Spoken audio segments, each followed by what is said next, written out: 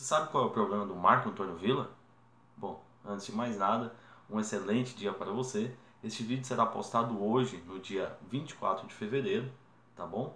Mas, antes de mais nada, né, vamos tentar entender qual que é o problema deste historiador, deste jornalista, né, que de uma hora para outra resolveu mudar totalmente o seu discurso, totalmente a sua temática.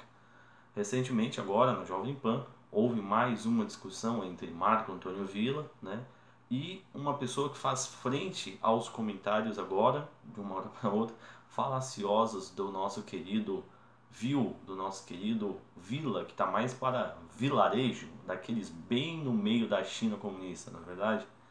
Bom, eu gostaria de ler aqui para vocês, e no final eu vou deixar todos os links de tudo que eu vou comentar aqui, para que vocês chequem, ok?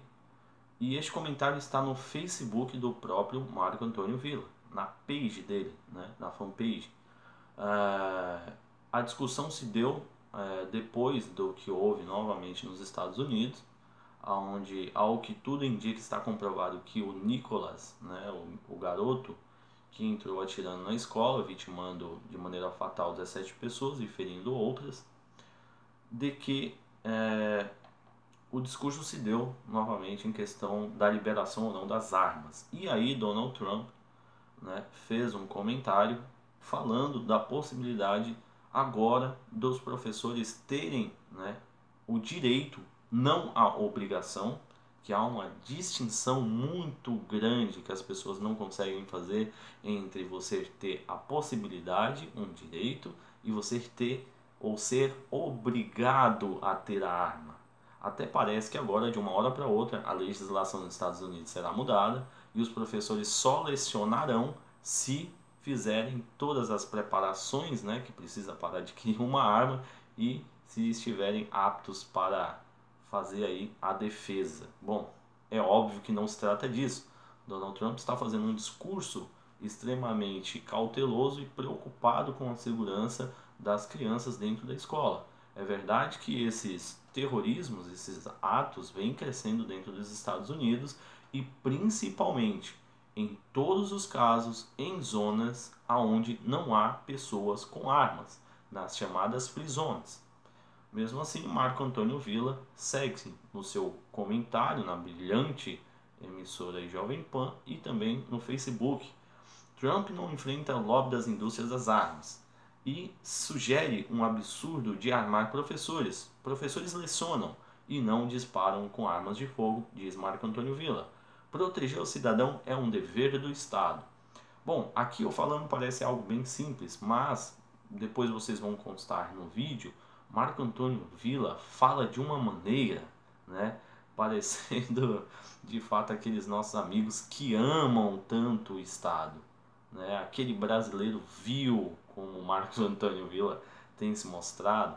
Nós precisamos de Estado, defende Marco Antônio Villa, como um nacionalismo brasileiro em cima de todas as instituições.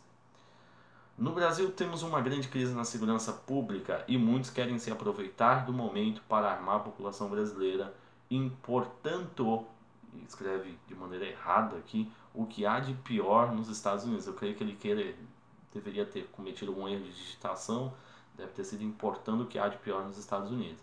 Repare o seguinte, ele aponta os problemas de segurança que há no país e aí nós podemos fazer a seguinte comparação.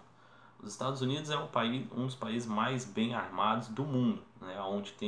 É o país que mais tem fuzil por habitantes, né? E em contrapartida, por que a gente não compara então o número de homicídios no Brasil e nos Estados Unidos? É claro que seria desleal, aonde a população, mesmo a população dos Estados Unidos sendo maior, o número de homicídios ainda é pequeno, né, em comparação aos Estados Unidos. Mas para não me chamar de desleal, fazemos então a comparação por 100 mil habitantes. É ainda assustadoramente maior o número de homicídios no Brasil. Então, ou seja, Marco Antônio Villa, honestamente, meu querido, responda para nós. O que está acontecendo, né? Porque se você pegar qualquer estatística, está mais do que provado, né? Aonde você tem o direito de se defender, onde você tem a possibilidade de adquirir uma arma, é um país mais seguro, é um país mais protegido e tem taxas cada vez mais depressivas de homicídio. Não consigo compreender de fato o teu raciocínio lógico. E aí segue mais absurdidades. Hoje, com Trump na presidência, os Estados Unidos revelam a sua decadência em um país que já teve Roosevelt como presidente, né? Um presidente que ficou omisso até ser atacado naquela tragédia que foi Pearl Harbor, com várias indicações do serviço secreto americano de que o Japão iria atacá-lo, de que uma hora ou outra ele iria ter que participar da guerra por conta da ameaça nazista, por conta da ameaça fascista da Itália, né? E mesmo assim, esse brilhante presidente que Marco Antônio viu aqui, né, notifica falando que foi um grande presidente dos Estados Unidos. Vale ressaltar que Roosevelt era do Partido Democratas, que é o partido de esquerda nos Estados Unidos. Inclusive Roosevelt, como muitos sabem, ele tinha uma afeição muito grande pelas ideias comunistas. Então, eu gostaria de entender também esta comparação inequívoca que ele faz com um presidente que, com um pouco mais de um ano, né, já conseguiu melhorar de maneira significativa a economia dos Estados Unidos, conseguiu retirar muitas amarras também das indústrias, das importações e exportações dos Estados Unidos, e que comparação é essa que ele faz com Roosevelt, né, a ponto de dizer que ele foi melhor? Não consigo compreender, ainda mais porque Donald Trump não encerrou ainda suas atividades, mas enfim. Irão argumentar que o uso de arma está na Constituição americana, mas não sabem que ela é de 1787 e naquela época não havia Estado consolidado. As pessoas precisavam se autodefender. O que precisamos é de um Estado democrático com justiça, código penal severo, polícias bem treinadas e devidamente remunerados e presídios adequados. Bom, aqui logo no começo, quando ele fala dessa questão da Constituição americana de 1787, que era uma situação diferente, por isso havia necessidade de ter arma, eu gostaria de salientar que mesmo com nos Estados Unidos e no Brasil, caso venha a acontecer, o Estatuto do Desarmamento seja revogado, isso não significa que nós estamos livres da tirania do Estado. Porque essa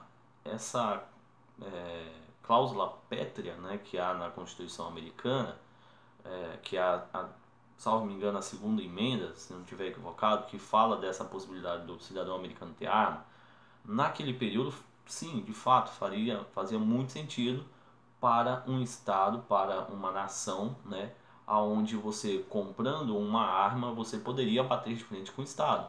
Hoje isso já não é mais viável, é verdade, mas mesmo assim ainda você vai tirar a possibilidade da pessoa se defender com a justificativa de que o Estado tem mais poder de fogo. É evidente que mesmo com as pessoas tendo a possibilidade de ter armas, elas não conseguem bater de frente com o Estado e isso também não as beneficia muito, né, adquirindo uma arma legal. Por quê? O Estado vai saber o tipo de arma que você tem, o calibre, a quantidade de balas, aonde você está localizado, ele tem tudo da tua vida. Então é óbvio, isso também não significa que você conseguirá fazer frente ao Estado, mas você já representa, né, ainda mais com uma organização, conseguindo se organizar entre pessoas comuns, representa uma certa insegurança para um Estado se tornar autoritário. Ele vai pensar muito antes, até porque o exército não se rende tão fácil assim ao autoritarismo. Pelo menos aqui no Brasil, isso vem se provando cada vez mais e está presente na cultura do exército brasileiro. E aí vai até o fim essas absurdidades do Marco Antônio Villa, né? E aí tem uma página de humor que foi brilhante, que é a página Joselito Miller, que fez um artigo satirizando, falando que o Marco Antônio Villa vai prefaciar o livro da Tiburi, aquela pessoa que se diz filósofa da USP e que no caso ela vai ensinar como arregar dos debates, né? Porque ali junto com o Felipe Moura Brasil ele é bem liso, consegue se esquivar de maneira bem jocosa. E aí ele comete vários outras gafes, outras absurdidades, anacronismo, erros na fala, Por quê? Ele aponta de que em países evoluídos como Inglaterra e França, as taxas de criminalidade têm diminuído. É verdade que de 2002, 2006 até mais ou menos 2009, 2010, 2011, as taxas de homicídio na Europa eram muito pequenas. Continuam ainda se você comparar com um país desgraçado como o nosso, ou qualquer outro país do mundo. Mas está acontecendo um crescente sim nos homicídios. Eu estava fazendo uma pesquisa bem simples para trazer os dados para vocês, e é engraçado notar o seguinte: a BBC Brasil, em artigos distintos, em um deles aponta o número pequeno de homicídios que há na Inglaterra, no Reino Unido, de certa maneira, e num outro artigo eles apontam que Londres não é uma cidade tão segura assim, exatamente para fazer o domínio da narrativa. Né? Você vai pesquisar e lá ele vai ter as duas narrativas, mesmo que isso seja conflitante. Bom, um dos artigos da BBC aponta de que Londres não é tão seguro assim, e da última vez que teve um atentado terrorista em Londres, isso ficou bem evidente que houve várias falhas na segurança. E a mesma coisa se segue para a França. O número de homicídios também tem crescido, principalmente por conta desta imigração em massa, né, que a França faz de uma maneira bem diferente dos outros países. É ainda maior a imigração na França, na Inglaterra também é muito grande. E aí com isso, a violência física, roubos à residência, roubos de veículos e crimes mais graves como homicídios, né, latrocínios, só vem aumentando, né, contrariando tudo que Marco Antônio Villa disse.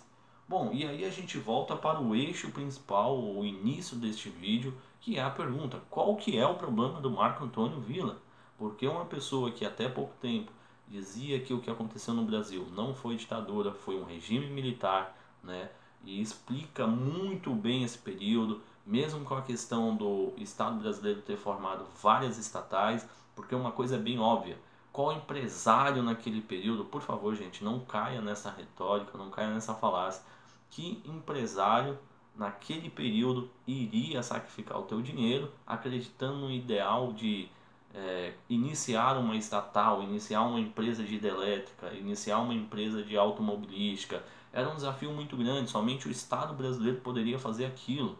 E foi o que foi. Aconteceu graças ao regime militar. Senão nós ainda estaríamos um país mais atrasado que nós somos.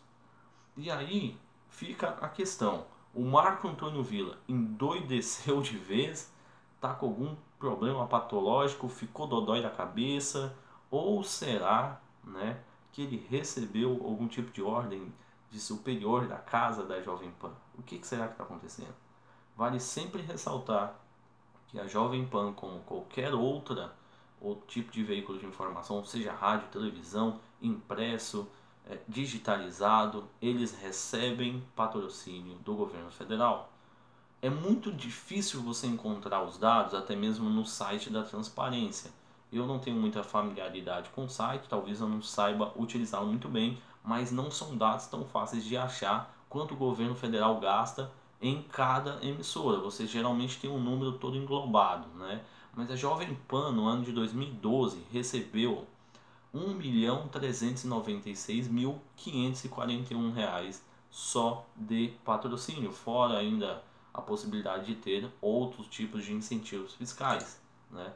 E então o governo federal em 2005, só para vocês terem uma noção mais ou menos de outro dado, gastou 2,3 bilhões de reais com propagandas em vários tipos de emissoras. Então, meus queridos, fica cada vez mais evidenciado de que uma pessoa que era extremamente estudiosa, era um bom jornalista, fazia frente ao petismo, mesmo nesse período aí de 2013 para cá, que ficou bem famosinho, né? Um discurso bem bonitinho ser antipetista, né? Até porque o Marco Antônio Villa tem uma bibliografia mais considerável a partir de 2013 para cá, 2015, que inclusive ele lança, quer ver? No ano, deixa eu ver se eu acho aqui, o livro sobre a questão do que aconteceu no Brasil não ter sido ditadura. foi no ano de 2014, Ditadura à Brasileira, de 64 a 85, A Democracia Golpeada à Direita e à Esquerda, publicado em 2014, neste período em que era cool, né? Era legal, cool em inglês, tá, gente? Não é palavrão não. Era bonito ser antipetista, né? E Marco Antônio Villa repetiu todos esses trejeitos. Então, fica a nossa dúvida o que está acontecendo com ele, e para mim talvez seja uma evidência disso. O Jair Bolsonaro, por exemplo, já deixou claro que não fará este tipo de conluio entre governo federal e emissoras, mesmo que eu ache isto algo muito complicado de prometer. Olha, eu honestamente acredito na palavra do Jair Messias Bolsonaro, porque o cara tem se mostrado cada vez mais firme contra isso, ainda mais em contrapartida aos ataques que ele tem recebido. Sobre o desarmamento, a única coisa que eu posso dizer para vocês para finalizar este vídeo e pedir para que vocês curtam, compartilhem e comentem aí o final dele, é que todo e qualquer tipo de desarmamentismo é genocídio. Isso tem se exemplificado e provado na prática em qualquer país que retira a possibilidade de seus cidadãos de se defenderem, tá bom? Forte abraço.